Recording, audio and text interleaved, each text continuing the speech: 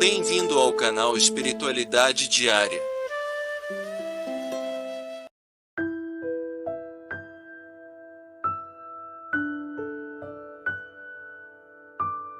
Nós vamos fechar o versículo 3, fechar assim, né? Passar para frente, a gente precisa seguir. Do versículo 3, que é haja luz e houve luz, para trazer agora uma coisa totalmente diferente do que a gente já falou aqui. Algumas coisas para a gente refletir. Tá? Então eu trouxe um texto rápido, né? Do Livro dos Espíritos e uma passagem linda do livro Entre a Terra e o Céu. E depois a gente vai comentar umas coisas aqui. Na questão 88 do Livro dos Espíritos, tem uma pergunta que é incrível, né? Os espíritos têm forma determinada, limitada e constante? Olha a pergunta do Kardec. Se é uma forma determinada, eu consigo saber qual que é a forma do espírito. Um triângulo? Um retângulo? Um círculo? Um quadrado? Um paralelepípedo?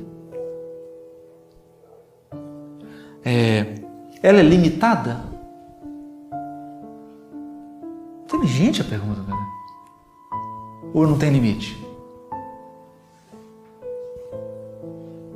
Ela é constante? Olha. Ou muda?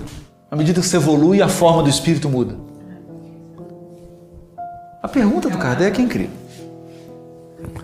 Os espíritos respondem: para vós, não. Para nós, sim. Os espíritos estão dizendo: para nós, o espírito tem forma determinada, limitada e fixa. O espírito é, se quiserdes, que aqui é uma analogia. Uma analogia. Uma chama, um clarão ou uma centelha etérea. Então, imagine um quarto escuro, você acende uma vela, aquela chama da vela é a forma do espírito. Ele é uma centelha. Analogia utilizada pelos espíritos. Claro que é uma analogia, né? É muito mais complexo do que isso, mas dá uma ideia. Aí, o Kardec, letra A da questão 88. Essa chama ou centelha tem cor?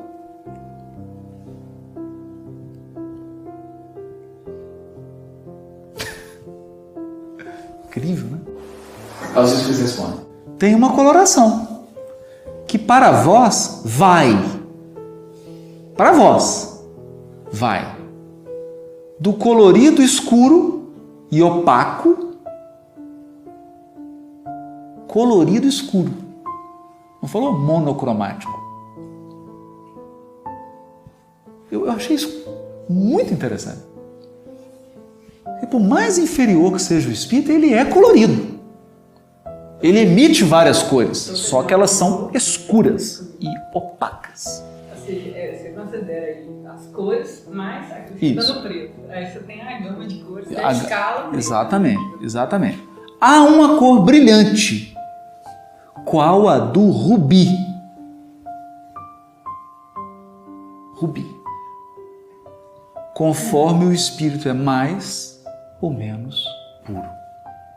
Então, se o topo é o rubi, a cor do espírito puro é do rubi, que lembra o quê? A cor do vinho. Do vinho.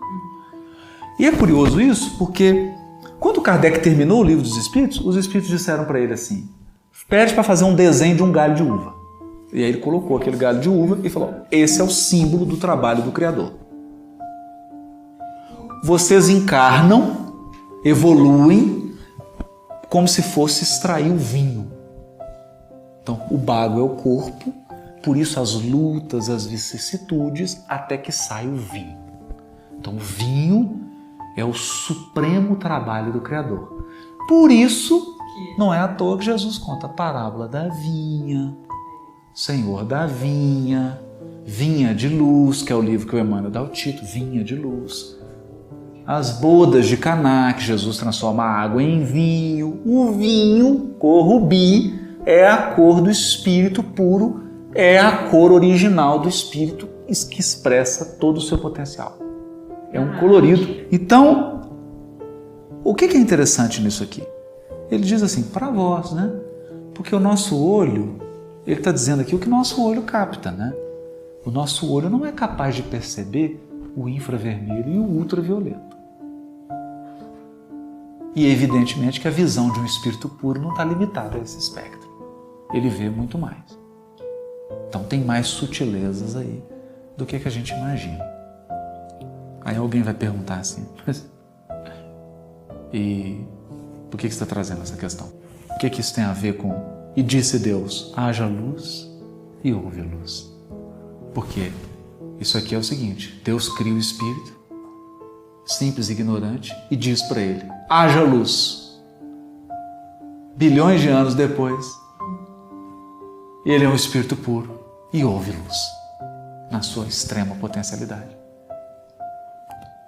Mas a evolução é, no seu percurso, brilhar, trabalhar a nossa luz, fazer luz, que vai de um colorido opaco e escuro até um radiante rubi. Faz sentido isso? Faz sentido?